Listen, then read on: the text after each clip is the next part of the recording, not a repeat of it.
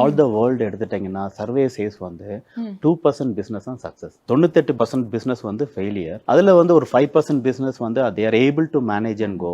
அந்த ரெண்டல் கொடுக்குறது, சேலரி கொடுக்குறது, அதை மேனேஜ் பண்ணிட்டு போகிறோம். இதுதான் இந்த சர்வே சேஸ். நீங்கள் இதை திங்க் பண்ணீங்கன்னா அது எதனால் அது 2% மட்டும் சக்ஸஸ் ஆகுது, 98% வந்து இட்ஸ் நாட் சக்ஸஸ். எல்லாரோட goal, not only business people, சொசைட்டியில் எல்லாரோட கோல் வந்து ஒரே கோல் தான் எல்லாருக்குமே வந்து, my goal is to only make money, money, money. But your goal is to make money, you never get it. If you go beyond that money, money never come, money will go away.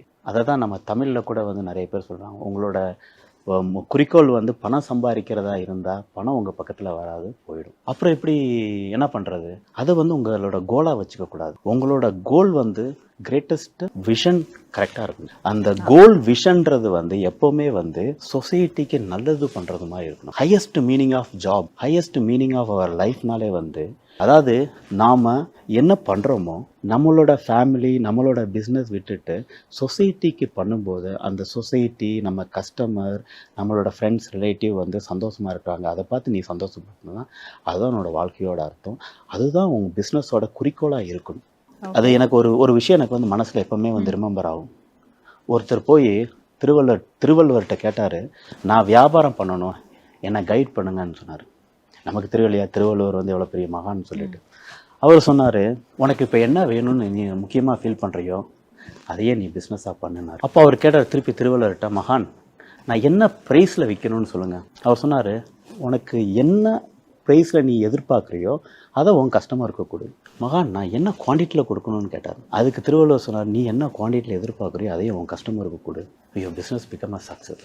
So என்னோடய வாழ்க்கையில் சின்ன விஷயத்துலேருந்து, அந்த ஆண்டிப்பட்டி ஸ்கூலில் படித்ததுலேருந்து, அந்த திருக்குறள், அந்த திருவள்ளுவர் இது வந்து ஆட்டோமேட்டிக்காக மனசில் போயிட்டு இருக்கும். எப்போவுமே வந்து அது ரிமெம்பர் ஆகிட்டே இருக்கும்.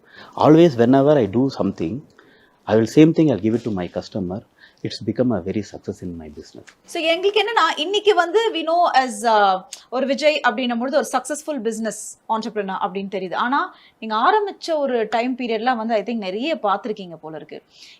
எப்போ இதை ஆரம்பிச்சிங்க? உங்களுக்கு அதுக்கு முன்னாடி this was a business-ஆ இல்லை வேற ஏதாவது பிசினஸ் பண்ணிட்டு இருந்தீங்களா? இல்லை, இந்த பிஸ்னஸ் வந்து ஆரம்பித்த டைம் வந்து ஃபோர்ஸ்ஃபுல்லாக ஆரம்பித்த பிஸ்னஸ் வந்து பண்ணணுன்றது வேண்டி. அப்போ நான் வந்து கவர்மெண்ட் காலேஜ் சித்தூரில் வந்து டிகிரி பண்ணிட்டு இருந்தேன். எனக்கு வந்து டெய்லி தேவைகள் வந்து மாதத்தில் ஒரு 1000 ரூபாய் தேவைகள் இருந்தது. ஆனால் வந்து எனக்கு வந்து சப்போர்ட் வந்து வீட்டில் இருந்து பண்ண முடியல. அம்மா வந்து மூணாரில் ஒரு சின்ன கிராசரி பெட்டி கடை வச்சுருந்தாங்க. அப்பா வந்து ஒரு அக்கௌண்டண்ட்டாக அந்த மூணார் எஸ்டேட்டில் இருந்தார். ஸோ அவங்களால கண்டினியூஸாக என்னால் சப்போர்ட் பண்ண முடியல. ஸோ எனக்கு ஏதாவது பண்ணணும், அதனால் ஃபோர்ஸ்ஃபுல்லாக என்ன பண்ணேன்னா, அப்போ வந்து மூணாரில் போய் அம்மா ஒரு தடவை 2000 ரூபாய் பணம் கொடுத்தாங்க.